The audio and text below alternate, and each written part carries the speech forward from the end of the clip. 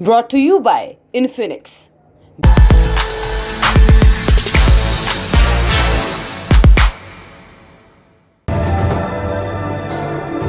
Brought to you by Infinix. मुहावरों की दुनिया में घुमाकर नाक पकड़ने को भले ही बेवकूफ़ी का प्रतीक माना जाता हो, मगर अंतर्राष्ट्रीय राजनीति में इसे चालाकी की कैटेगरी में रखा जाएगा। उदाहरण यूरोप का है। रूस के कच्चे तेल और गैस पर बैन लगाने वाले यूरोप के ताकतवर देश सीधे सौदा नहीं कर रहे। जिस भारत को उन्होंने रूस से कच्चे तेल खरीदने के लिए कोसा था, वो उनका सबसे बड़ा सहारा बनकर उभरा है। उसी भारत की बदौलत यूरोप की अर्थव्यवस्था पटरी पर बनी हुई है। आज के शो में हम इसी खेल की कहानी सुनाएंगे, समझेंगे बैन लगाने वाले यूरोप रूसी तेल इस्तेमाल करने के लिए मजबूर क्यों है। तेल के खेल के बाद चलेंगे हेती, जिसके बारे में कहा जा रहा है कि अगर धरती पर कहीं नरक है तो वो हेती है।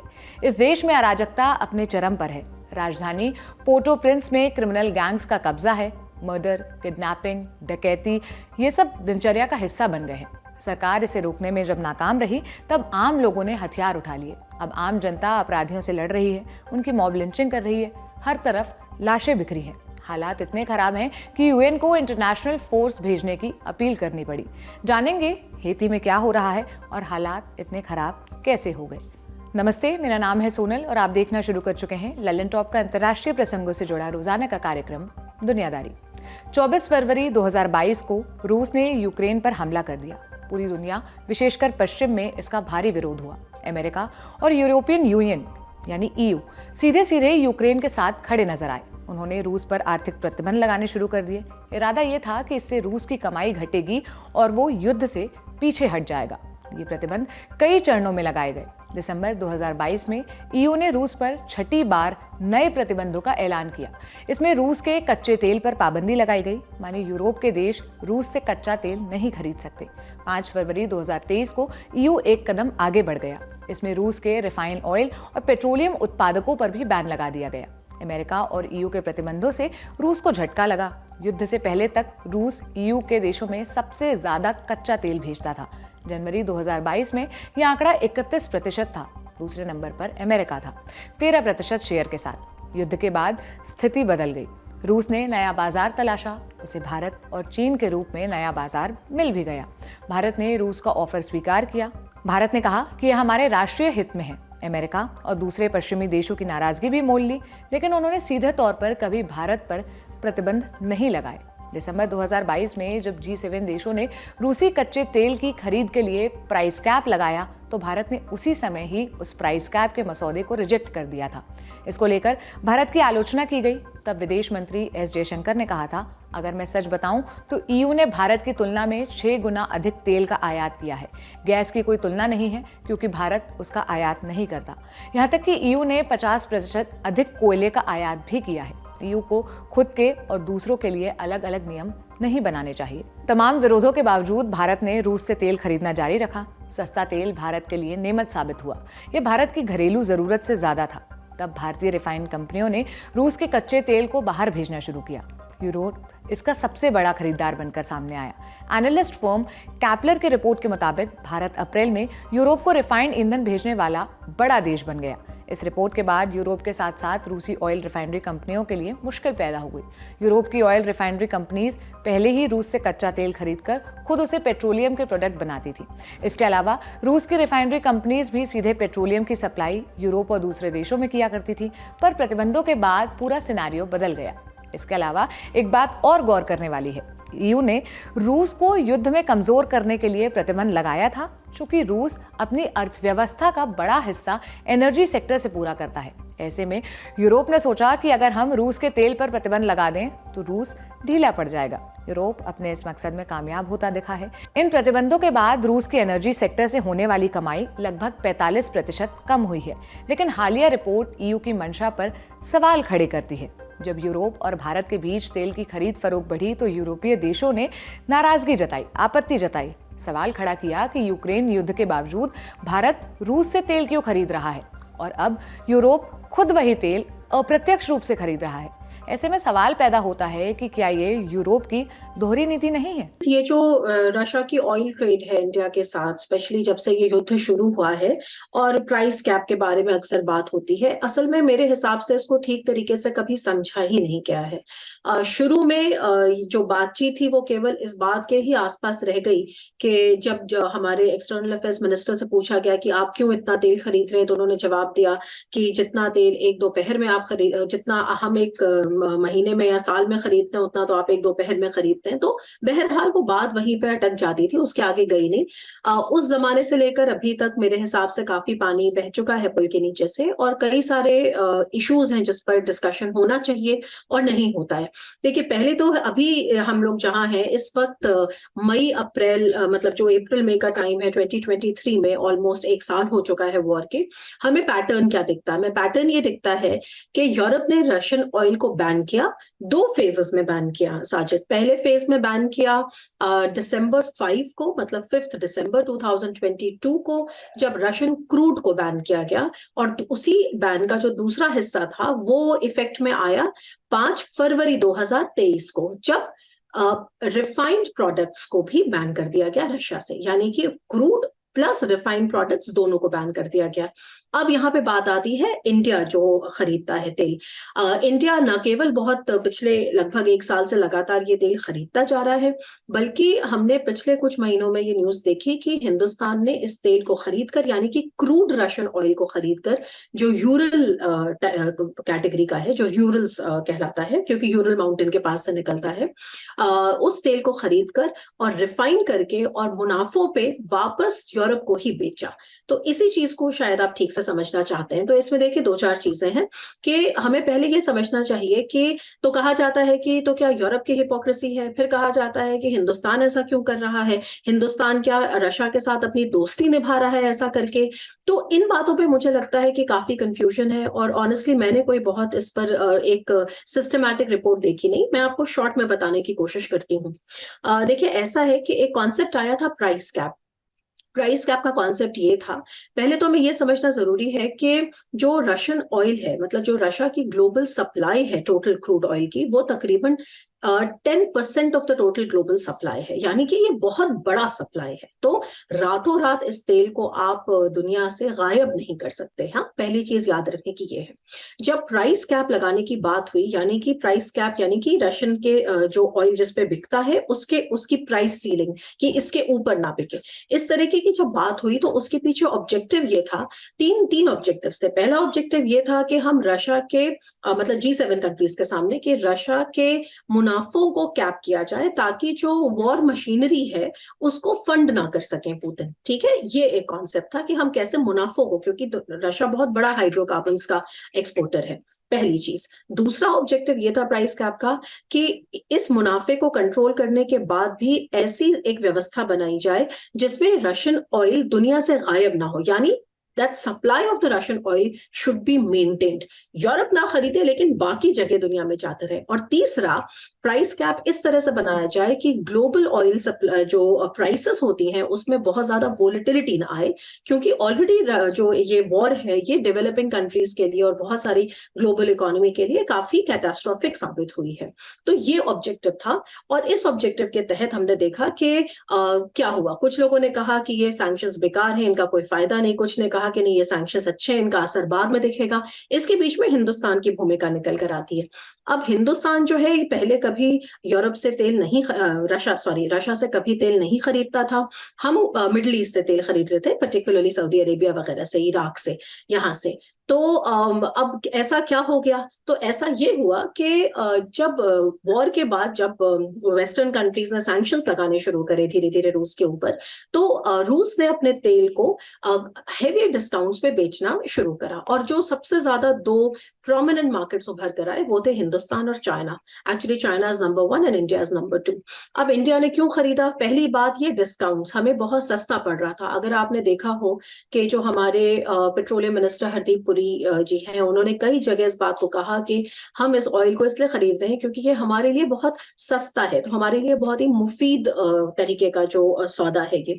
तो न केवल ये सस्ता था, एक और चीज जो कई बार नहीं आती है एनालिसिस में, वो ये कि वो FOB बेसिस पे हमें सॉरी FOB बेसिस पे हमें प्राप्त होता था। इसका मतलब क्या? FOB का मतलब होता है फ्री ऑन बोर्ड, यानी कि ना केवल हमें डिस्काउंटेड ऑयल मिल रहा है ग्लोबल प्राइसेस के मुकाबले, बल्कि ये ऑयल हमको हमें फ्री ऑन बोर्ड मिल रहा है, यानी कि इसके शिपिंग को लेकर, इसके इंश्योरेंस को लेकर हिंदुस्तान को कोई पैसा नहीं देना है। तो आप समझ रहे हैं, ये एक तरीके का डबल डिस्काउंट हमको मिल रहा था। इसलिए हिंदुस्तान ने बहुत बड़ी मैं कहूंगी वॉल्यूम्स में इस तेल को रशिया से लेना शुरू कर दिया। लेकिन हिंदुस्तान ने इस तेल को लेके किया क्या? अब यहाँ पर एक दूसरी बात आती है। हिंदुस्तान ने इस तेल को लेकर बेसिकली ज्यादातर जो इंडिया में प्राइवेट सेक्टर कंपनीज हैं उन्होंने इस तेल को लिया, और ऐसा नहीं है कि अभी हमको एक आम आदमी को सड़क पर जो पेट्रोल और डीजल के दाम है उसमें कोई बहुत गिरावट महसूस हो रही है, नहीं, उससे अभी इसका रिलेशन नहीं। आप पहले मैं समझाती हूँ कि कहां पर इसका रिलेशन है। तो हिंदुस्तान ने इतना तेल खरीदने के बाद उसको क्या किया कि यूरोप को रिफाइन करके वो वापस बेचना शुरू किया मुनाफों पे। तो रशिया से सस्ता तेल खरीदना, उसको रिफाइन करना और रिफाइन करके मुनाफों पे उसे वापस यूरोप में बेचना। ये सिचुएशन तब पैदा हुई जब 5 फरवरी 2023, यानी कि ये जो ऑयल कैप और ऑयल बैन और प्राइस कैप का जो दूसरा हिस्सा था, जब वो इफेक्ट में आया, जब मैंने कहा कि यूरोप ने Russian petroleum products, refined products को भी बंद कर दिया। तो ये हो रहा है। अब इसमें बात आती है कि इसको हम एनालाइज कैसे करेंगे। देखिए, हिंदुस्तान के लिए ये एक अच्छी सिचुएशन है। क्यों? क्योंकि हिंदुस्तान तेल खरीद रहा है रशिया से, जो उसको चीप मुहैया करवाया जा रहा है डिस्काउंट्स और FOB बेसिस की वजह से। पहले हमें ये FOB बेसिस नहीं मिलता था, इसीलिए हमारे लिए बहुत एक्सपेंसिव पड़ता था, इसलिए हमने कभी रूस से अपना तेल लिया ही नहीं। हालांकि हम रूस के बहुत अच्छे दोस्त हमेशा से रहे हैं, हमारे डेस्टिनेशंस अलग थे।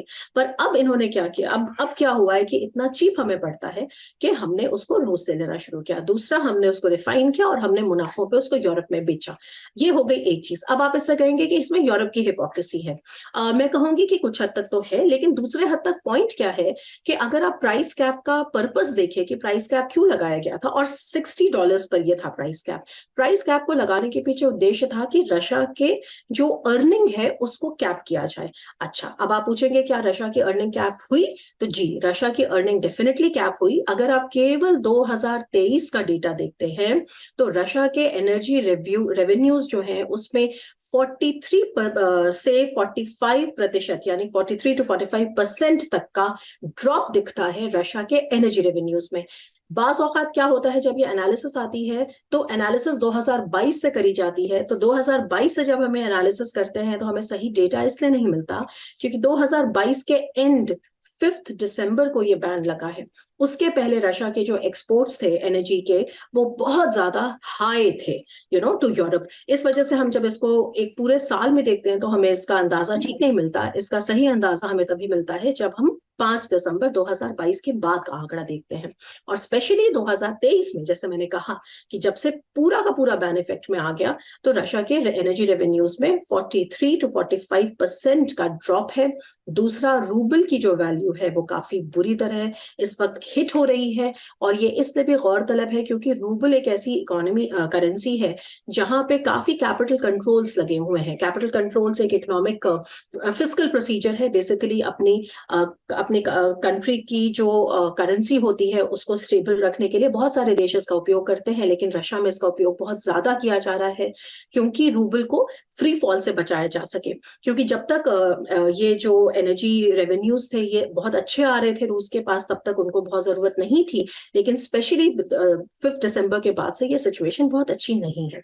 तीसरी चीज, जो सी बोर्न एक्सपोर्ट्स है रूस के, सी बोर्न मतलब जो समुद्र के थ्रू आते हैं जो एक्सपोर्ट्स, अगर आप उनको ही देखते हैं तो अप्रैल का बिल्कुल ताजा आंकड़ा अगर आप देखें तो तकरीबन 1.24 मिलियंस का जो है वो ड्रॉप कर गए हैं, और ये सारा ड्रॉप जो है ये दिसंबर के बाद से आपको देखने को मिलता है। सिमिलरली आप देख रहे हैं कि कैसे जो वॉर लड़ी जा रही है यूक्रेन में वो बहुत महंगी होती जा रही है, और वहां पे जो उनकी स्पेंडिंग है वो बहुत ज्यादा बढ़ती जा रही है। उसके भी कुछ आंकड़े हैं, जैसे कुछ आंकड़े अगर आप देखेंगे तो कहेंगे कि तकरीबन 30% to 35% की एक स्टीप राइज हुई है in the cost of war for Russia, क्योंकि रशिया को भी बहुत, जिस तरह से मिसाइल्स और कैलिबर मिसाइल्स लॉन्च करे जाते हैं उनकी काफी कॉस्ट है। उसके अलावा मैं आपको क्या बोल सकती हूँ कि पहली बार रशिया की इकोनॉमी में ऐसा हुआ है कि जनरली जो इकोनॉमी 10 से 15 बिलियन डॉलर के सरप्लस में रहती थी हमेशा, वो पहली बार एनर्जी रेवेन्यूज के ड्रॉप होने के वजह से तकरीबन पहले ही क्वार्टर में, मतलब ये जो पहला क्वार्टर है 2023 का, उसी में तकरीबन 30 बिलियन डॉलर्स के डेफिसिट में है। तो इनसे बातों से पता क्या चलता है कि देखिए जो प्राइस कैप है उसका उद्देश्य जो है वो पूरा हो रहा है। प्राइस कैप का ये उद्देश्य नहीं है कि रूसी ऑयल गायब हो जाए, क्योंकि गायब हो जाएगा तो एक तरह से इकोनॉमिक भूचाल आ जाएगा। रूसी ऑयल रहे लेकिन इस तरह से उसका फ्लो रहे कि उसका जो प्रॉफिट है उसको वो कैप कर सके। अब भारत की बात आती है, अब यहाँ पे ये बात थोड़ी सी इंटरेस्टिंग है, इसलिए मैं कहना चाहती हूँ कि मेरे हिसाब से देखिए भारत ने अक्सर हम यहाँ पे जो रिपोर्ट्स देखते हैं वो ऐसी होती हैं जिसमें ऐसा लगता है कि भारत जो है वो अपनी दोस्ती के वजह से रूस से तेल मंगा रहा है। मेरे हिसाब से इसके पीछे ये लॉजिक नहीं है। मेरे हिसाब से इसके पीछे बिल्कुल एक प्योरली इकोनॉमिक और प्रॉफिट का लॉजिक है कि भारत तेल ले रहा है और उसके बाद बेच रहा है। मजे की बात यह है कि G7 कंट्रीज ने कई बार इस बात को क्लियर किया है, जो फॉरेन मीडिया में तो बहुत आप पढ़ेंगे लेकिन हिंदुस्तान की मीडिया में कम इसको रिपोर्ट किया जाता है, क्योंकि शायद हम रूस के दोस्त के रूप में अपने आप को प्रोजेक्ट करते हैं। तो वो ये कि असल में जैनेट येलेन है या बहुत सारे ऐसे ऑफिशियल्स हैं यूएस ट्रेजरी के, Janet Yellen is from US treasury, इसके अलावा और भी बहुत सारे लोग हैं ईयू के ऑफिशियल्स हैं जिन्होंने लगातार ये मेंटेन किया है कि प्राइस कैप के एग्जिस्टेंस में आने के बाद, है ना, जो ऑयल बैन और प्राइस कैप आया है 5 दिसंबर को, उसके इफेक्ट में आने के बाद से उन्होंने लगातार इनकरेज किया है हिंदुस्तान को वो तेल खरीदने के लिए, क्योंकि हिंदुस्तान जितना तेल खरीदता है उतना ही, और जितना चीप तेल खरीदता है और उसके बाद फिर यूरोप को और वेस्ट को बेचता है, उससे हिंदुस्तान का मुनाफा होता है। उनकी जो ऑयल की आपूर्ति है वो पूरी होती है, पर रशिया के जो रेवेन्यूज हैं वो फॉल करते जाते हैं। एक और इम्पॉर्टेंट बात है कि रशिया के रेवेन्यूज आखिर क्यों फॉल कर रहे हैं, क्योंकि आप कहेंगे कि ठीक है पहले 100 रुपए कमाते थे, अब शायद 80 रुपए कमा रहे हैं या 70 रुपए कमा रहे हैं, लेकिन कमा तो रहे हैं। इसी में एक और बात है जिस पर ध्यान नहीं दिया जाता, वो ये कि असल में रूस में जो दुनिया में रशिया, मतलब among other oil extracting countries, Russia जो है उसकी पर बैरल एक्सट्रैक्शन की जो कॉस्ट है, मतलब पर बैरल एक्सट्रैक्शन में जितनी कॉस्ट आती है वो काफी एक्सपेंसिव है। तकरीबन 40 से 45 डॉलर पर बैरल के बीच में ये पड़ती है। कंपेयर करके मैं आपको बताऊं तो सऊदी अरेबिया जैसा देश जो है वो जो भी बहुत बड़ा ऑयल एक्सपोर्टर है, उसके लिए पर बैरल की जो एक्सट्रैक्शन कॉस्ट है वो तकरीबन $17 है। तो आप समझ सकते हैं कि कहाँ $17 और कहाँ 40 से 45 डॉलर। अब रूस की जो ये कॉस्ट है, अब आप इसको ऐसा समझें कि इस कॉस्ट में अगर आप इसमें डिस्काउंट्स ऐड कर दें और उसके बाद इसमें फ्री ऑन बोर्ड बेसिस भी ऐड कर दें कि इंश्योरेंस वगैरह भी रशिया को ही देना पड़ेगा, तो कुल मिलाकर जो प्राइस है वो इतनी ज्यादा पड़ती है रशिया को कि रशिया का मुनाफा इसमें हो नहीं पाता है। तो ये जो एक आंकड़ा है, ये जो गणित है, इसको G7 ने काफी, मैं कहूंगी कि परफेक्ट नहीं तो लेकिन काफी ठीक तरीके से समझा है कि रूस की वल्नरेबिलिटी कहाँ है, और उस वल्नरेबिलिटी का कहीं ना कहीं पूरी तरह फायदा भी उठाया है कि इसको कैसे, जो रूस ने जैसे वेपनाइज किया तो उसको जो काउंटर वेपनाइज किया है G7 ने। तो मैं कहूंगी कि इस तरह से अगर आप इस एनालिसिस से देखते हैं तो it has been a success, क्योंकि ये फैक्ट है कि रूस को अगर मुनाफा हो रहा होता तो फिर ये 2023 के ही आके उसके हिसाब से, रेवेन्यूज के हिसाब से, ये 43 से 45% का ड्रॉप कहाँ से होता। तो एनर्जी रेवेन्यूज कहाँ जा रहे हैं अगर सब कुछ पहले की तरह हो रहा है तो यहाँ पे बात समझने वाली ये है।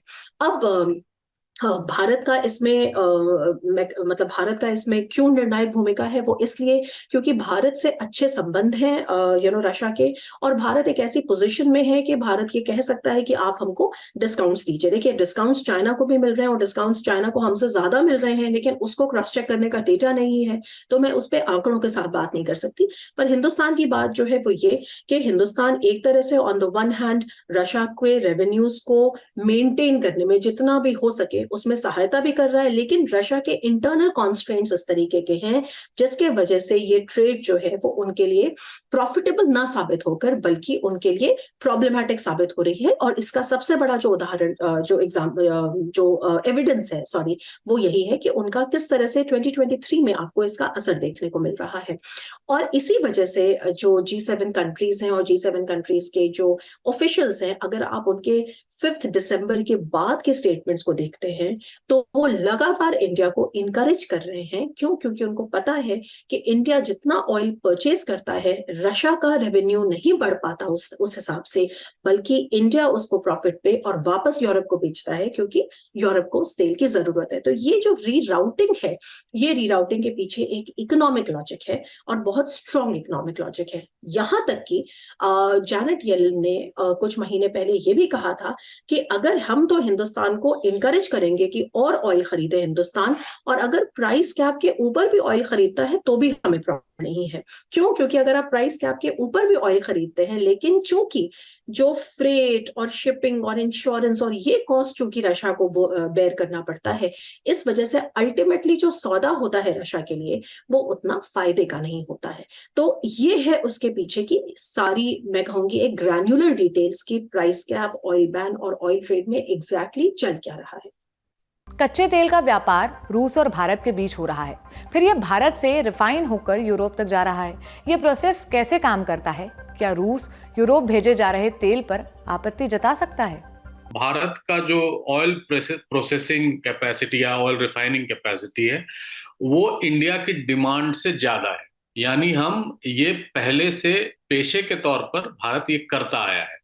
खासकर जो प्राइवेट ऑयल कंपनीज हैं जैसे रिलायंस स्पेशली, तो वो ये करती हैं। तो वो दुनिया भर से जहां भी क्रूड ऑयल मिलता है वहां से खरीद के वो दुनिया को बेचती हैं। तो ये नई बात नहीं है कि भारत ऐसा कर रहा है। अब चूंकि डायरेक्शन इंपोर्ट का बदल गया है तेल का, अब हम रूस से ज्यादा खरीदने लगे हैं। और रूस से ज्यादा इसलिए भी खरीदने लगे हैं क्योंकि जो रूस यूक्रेन का युद्ध चल रहा है उसके बाद उन पे सैंक्शंस लगे।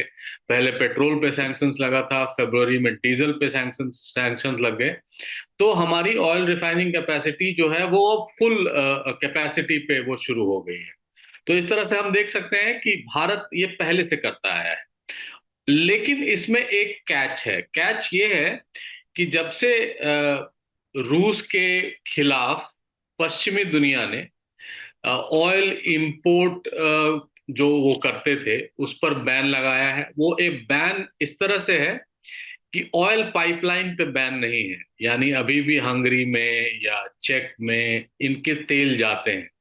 सिर्फ टैंकर बेस्ड ऑयल एक्सपोर्ट्स रूस नहीं कर सकता जो $60 से ज्यादा पर बैरल की कीमत पे बेचे जाएंगे।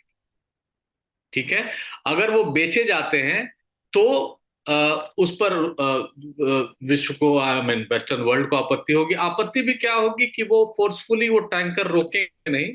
लेकिन चूंकि डेवलप्ड वर्ल्ड है तो जितने भी टैंकर्स हैं, ऑयल टैंकर्स हैं, वो ज्यादातर उनके हैं, उनके देश में रजिस्टर्ड हैं, उनको इंश्योरेंस मिलता है या अन्य तमाम सुविधाएं जो वेस्टर्न बैंक और उनसे ऑयल का जो बैंकिंग रूट है वो फॉलो होता है। तो वो फॉलो नहीं किए जाएंगे अगर $60 से ऊपर होता है। भारत को ऑन एन एवरेज अगर देखा जाए तो इस साल मतलब जनवरी से अप्रैल तक कच्चा तेल क्रूड ऑयल $43 पर बैरल आयात करते हैं। तो भारत को इसमें बहुत फायदा हो रहा है। $60 से कम है तो विश्व को भी, पाश्चात्य देशों को भी प्रॉब्लम नहीं है। उससे फायदा ये हो रहा है कि उसका टू फोल्ड फायदा है। पहला है कि जो ऑयल शॉक है, अचानक अगर जैसे 70 के दशक में हुआ था कि अचानक तेल के दाम बहुत बढ़ गए थे, तो उससे इन्फ्लेशन बढ़ा था, मुद्रास्फीति बढ़ी थी और उसके रिजल्टेंट अन्य सेक्टर्स का ग्रोथ भी इम्पीड हुआ था। तो भारत के लिए अभी तक ये प्रश्न नहीं उठा है कि वेस्ट ऑब्जेक्ट करेंगे, क्योंकि भारत सैंक्शंस को वायलेट नहीं कर रहा है टेक्निकली। प्रॉब्लम कहाँ हो रही है? उस तेल को खरीद बिक्री किस मुद्रा में की जाएगी? जाहिर है बैंकिंग सैंक्शंस है, आपको पता होगा स्विफ्ट कोड को हम यूज नहीं कर सकते, या मीन वर्ल्ड बैंकिंग यूज नहीं करने दे रही है। तो हम अभी भी रूपी रूबल में या कुछ दरहम में, जो यूएई का करेंसी है, उसमें हम ट्रेड कर रहे हैं और ये चल रहा है अब तक। वेस्ट को इससे कोई प्रॉब्लम नहीं है। और अप्रैल के महीने में वेस्टर्न यूरोप को खास करके हम सबसे बड़े निर्यातक बन गए हैं रिफाइंड ऑयल के। तो उससे समझा जा सकता है कि इसका इंपॉर्टेंस कितना है। हमने एक्सपर्ट से यह भी पूछा कि यूरोप भारत के जरिए ही तेल क्यों खरीद रहा है, क्या उसके पास और कोई विकल्प नहीं बचा है। सुनिए उन्होंने क्या कहा। ये एक तरीके का मिसनोमर है कि यूरोप सिर्फ भारत से तेल खरीद रहा है, और ऐसा भी ये भी मिसनोमर है कि हिंदुस्तान सिर्फ यूरोप को ही तेल बेच रहा है। ये सब मिसनोमर्स है। परसेंटेज में अगर आप जाएंगे तो आप देखेंगे कि हिंदुस्तान ने काफी सारा जो तेल है जो अभी बेचा है, जो रिफाइंड प्रोडक्ट्स जो बाकी दुनिया में बेचे हैं, उसमें से बहुत बड़ा चंक यूरोप को बेचा है। अब आप कह रहे हैं कि यूरोप कहीं और से नहीं ले सकता, बिल्कुल ले सकता है और लेगा भी, क्योंकि ये जो ऑयल और एनर्जी का सारा खेल है, ये सारा का सारा खेल ही आप तब हैंडल कर सकते हैं जब आपने अपनी सप्लाईज को अपने डाइवर्सिफाइड रखा हो। बाय द वे, चाइना भी सेल करता है यूरोप को, तो केवल हिंदुस्तान ही नहीं करता है। लेकिन हिंदुस्तान की बात बार बार हिंदुस्तान में ज्यादा होती है क्योंकि हिंदुस्तान न्यूट्रल कंट्री है, हिंदुस्तान भारत जो है वो रूस का दोस्त है, एक्सेट्रा। और आपने कहा और कहाँ से कर सकता है, ठीक है, अगर भारत से नहीं करता तो शायद अजरबैजान, अर्मेनिया, इन कंट्री से ज्यादा करता, तो आपूर्ति तो कहीं ना कहीं से हो जाती। क्योंकि जैसा कि मैंने आपसे कहा कि इस सारी बात को समझने के पीछे लॉजिक ऐसा हमेशा लगाना चाहिए कि असल में इस प्राइस कैप का ऑब्जेक्टिव क्या था। प्राइस कैप का ऑब्जेक्टिव कभी ये था ही नहीं कि रूसी तेल को गायब कर दो। प्राइस कैप का ऑब्जेक्टिव ये था कि रूसी तेल जो है यूरल्स को आप रीराउट करवा सको, मतलब जो पहले यूरोप में जाता था वो कम दामों में कहीं और जाए। तो the logic was always economic. जब दो देश तेल का व्यापार करते हैं तो उसमें उनकी शिपिंग कॉस्ट, रास्ते में दुर्घटना होने पर उसका बीमा वगैरह किया जाता है। इस कॉस्टिंग में दोनों पार्टी को रकम देनी होती है, परंतु रूस जो तेल भारत को भेज रहा है उसका बीमा और उसकी शिपिंग कॉस्ट वो खुद उठा रहा है। इस वजह से भारत को तेल और भी कम दामों पर मिल रहा है। पर एक देश और है जिसे रूस तेल कम दामों में दे रहा है, वो देश है हमारा पड़ोसी चीन। वो भी इसका फायदा उठा रहा है।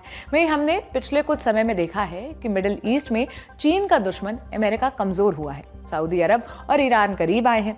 चीन ने वहां मध्यस्थता की है। क्या यूरोप के देश भारत को विकल्प की तरह देख रहे हैं? चाइना रूस को भी एक तरह से राजनीतिक डिप्लोमेटिक सपोर्ट कर रहा है, तो उस तरह से और चीन एक स्टेबल पावर की तरफ भी उभर कर रहा है जो गारंटी कर सके पीस। पहले वो अमेरिका करता था, चाहे पहले वो फ्रांस या ब्रिटेन कर पाते थे, अब चीन भी वो स्थिति में आ गया कि वो गारंटी दे सके कि अगर शर्तें नहीं मानी तो वो क्या करेंगे या वो क्या कर सकता है। तो इसलिए जो इम्पोर्टेंस है चीन का वेस्ट एशिया में या अन्य देशों में भी बढ़ रहा है। लेकिन अभी तक, जैसे खासकर अगर आप सऊदी अरेबिया अमेरिका के संबंधों को देखें तो आप पाएंगे सऊदी अरेबिया और अमेरिका बहुत ज्यादा, सऊदी अरेबिया उनसे आर्म्स इंपोर्ट करता है और उनकी डिपेंडेंसी अमेरिकन आर्म्स पे जल्दी खत्म होने वाले नहीं है। चीन आर्म्स एक्सपोर्टर बहुत जल्दी बनने वाला नहीं है। तो आप समझ सकते हैं कि उनका डिपेंडेंसी, सऊदी अरेबिया का अमेरिका पर डिपेंडेंसी रहेगा ही रहेगा। लेकिन हालात ऐसे हुए हैं कि अमेरिका शायद मतलब वेस्ट एशिया पर उतना ध्यान नहीं दे रहा है, इसलिए ऐसी स्थिति उत्पन्न हुई है। लेकिन हम बता दें कि जो वेस्ट एशिया का जो जैसे अंग्रेजी में कहते हैं अम्बिलिकल कॉर्ड अमेरिका के साथ जुड़ा है, खासकर ऑयल एक्सपोर्टिंग वर्ल्ड का, वो जल्दी खत्म होने वाला नहीं। रिपोर्ट्स हैं कि चीन और रूस के बीच में कच्चे तेल का व्यापार बढ़ रहा है। इससे भारत को मिल रहे सस्ते तेल की आवक कम हो सकती है। इस आशंका में कितना दम है? रूस के लिए दोनों की तुलना में सबसे फायदेमंद बाजार कौन सा है? चीन के पास अभी भी रिफाइनिंग कैपेसिटी उतनी ज्यादा नहीं है जितनी भारत के पास है। यानी हम one of the largest market भी है, one of the largest exporter of refined oil भी है। और चीन की टेक्निकल कैपेसिटी रिफाइनिंग की बहुत कम है क्योंकि वो ज्यादातर रिफाइंड ऑयल मंगवाता है और वो चूंकि डायरेक्टली इंपोर्ट करता है पाइपलाइन के माध्यम से ज्यादातर क्रूड ऑयल, और उसकी कैपेसिटी आने वाले वर्षों में बढ़ भी जाएगी जब एक दूसरी पाइपलाइन बन जाएगी। तो फिलहाल भारत को उस हद में कोई चिंता नहीं दिखती या कोई कंसर्न भारत का नहीं उठता है उस पर।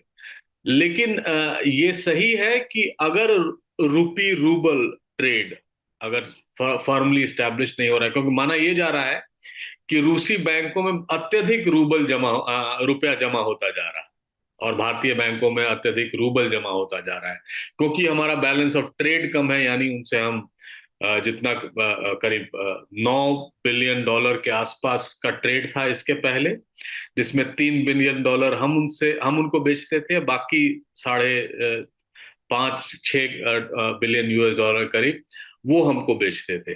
तो उस वो गैप है, और वो गैप बढ़ता ही जा रहा है, यानी उनके पास रुपया बढ़ता ही जा रहा है उनके बैंक्स में। तो वो उसका क्या करेंगे एक्सेसिव रुपी का, वो एक चिंता का विषय हो सकता है। आने वाले दिनों में ये चिंता का विषय हो सकता है, न कि चीन हमारा एक कॉम्पिटिटर के रूप में क्रूड ऑयल इंपोर्टर की तरह दिख सकता है। भारत से यूरोप जा रहे रिफाइंड तेल का इस्तेमाल किन सेक्टर्स में होता है, और अगर भारत ये बंद कर दे तो इसका यूरोप की अर्थव्यवस्था पर क्या असर पड़ेगा?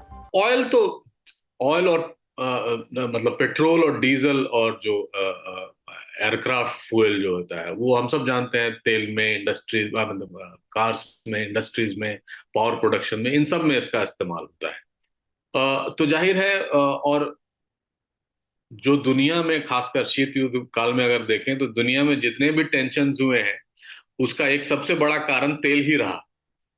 अगर हम तेल एक्सपोर्ट करना वेस्ट को बंद कर देंगे, या जो रिफाइंड ऑयल कैपेसिटी है, तो तेल के मूल्य बढ़ जाएंगे।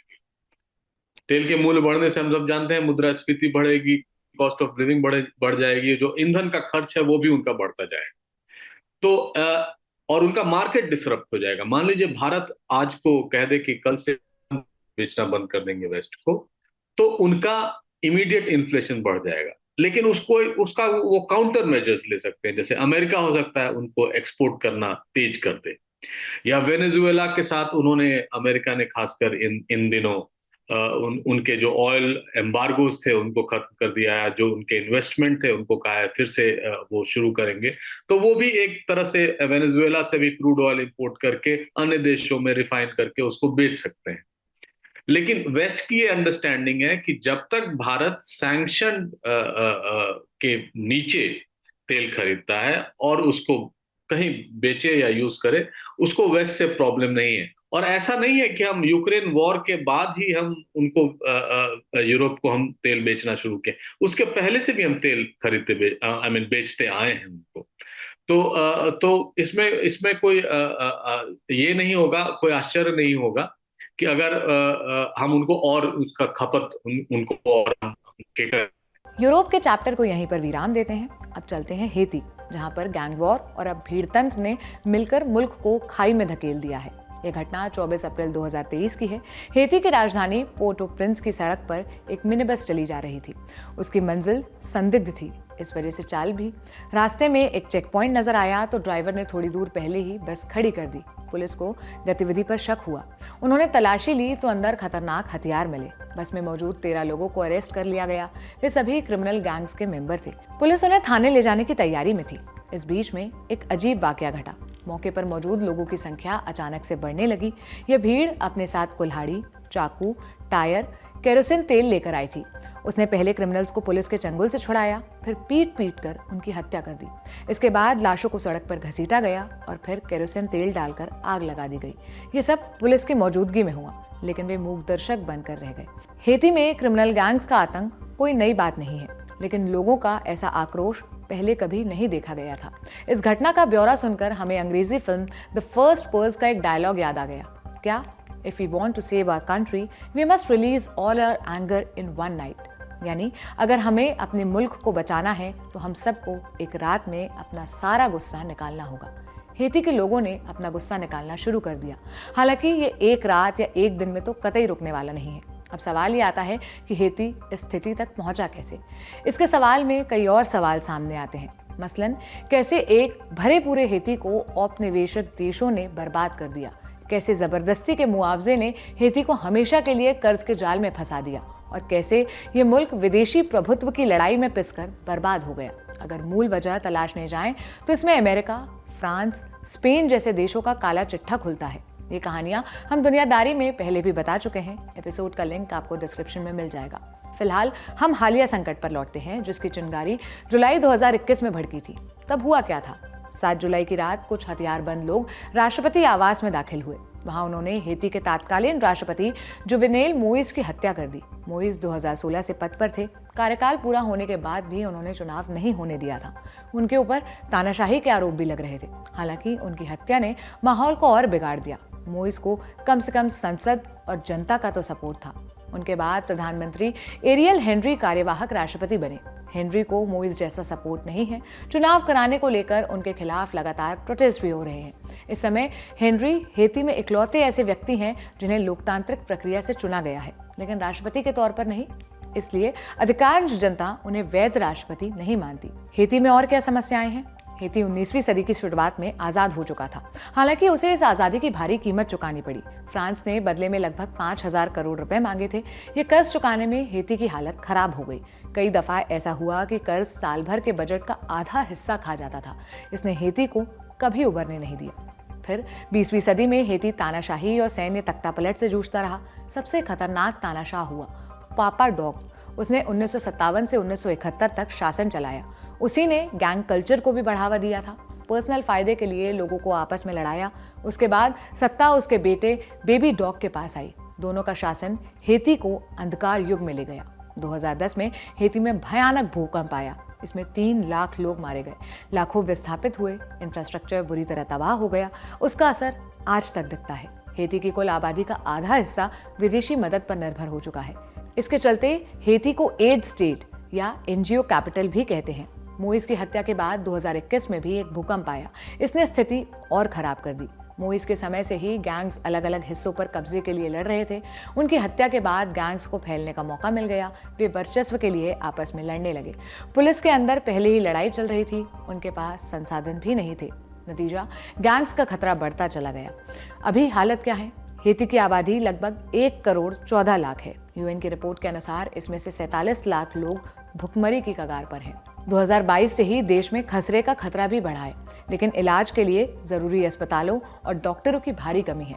गैंग्स की हिंसा के कारण कई बड़े अस्पतालों को बंद करना पड़ा है। अब सवाल यह है कि लोगों का गुस्सा भड़का क्यों? लोग लंबे समय से बुनियादी समस्याओं से परेशान चल रहे हैं। उनके ऊपर गैंग्स कहर जारी है। ये गैंग्स बच्चों को किडनैप कर उनसे हथियार ढुलवाते हैं, बच्चियों का बलात्कार करते हैं, बेगुनाह नागरिकों पर हमले करते हैं, जब मन हो तब लूटपाट मचाते हैं। जब ये सब हो रहा होता है तब पुलिस या तो अपराधियों के साथ होती है या चुपचाप देखती रहती है। इसी वजह से अब आम लोगों ने खुद लड़ने का फैसला किया है। मीडिया रिपोर्ट्स के अनुसार राजधानी के इलाकों में विजिलेंटे ग्रुप्स बने हैं। ये लोग हथियारों से लैस होकर अपने मोहल्लों की सुरक्षा करते हैं। 24 अप्रैल को हुई मॉब लिंचिंग भी इसी प्रोसेस का हिस्सा थी। कुछ लोग इसे भीड़तंत्र का नाम देकर इसकी आलोचना कर रहे हैं, जबकि कुछ का कहना है कि इसके अलावा कोई रास्ता नहीं दिखता है। हेती इसी तरीके से सुरक्षित रह सकता है। आगे का रास्ता क्या है? यूएन के secretary general Antonio Guterres Haiti में स्पेशल फोर्स भेजने की अपील कर चुके हैं। ये काम सिक्योरिटी काउंसिल के जरिए होगा। कई देशों ने हेती में इंडिविजुअल कैपेसिटी में सैन्य मदद भेजने की पहल भी की है। हालांकि उस मदद को लागू करने के लिए एक कार्यरत सरकार या सिस्टम जरूरी है, जिसकी हाल फिलहाल में कोई उम्मीद नजर नहीं आ रही। इस मामले पर हमारी नजर बनी रहेगी। आप बने रहिए लल्लन टॉप के साथ।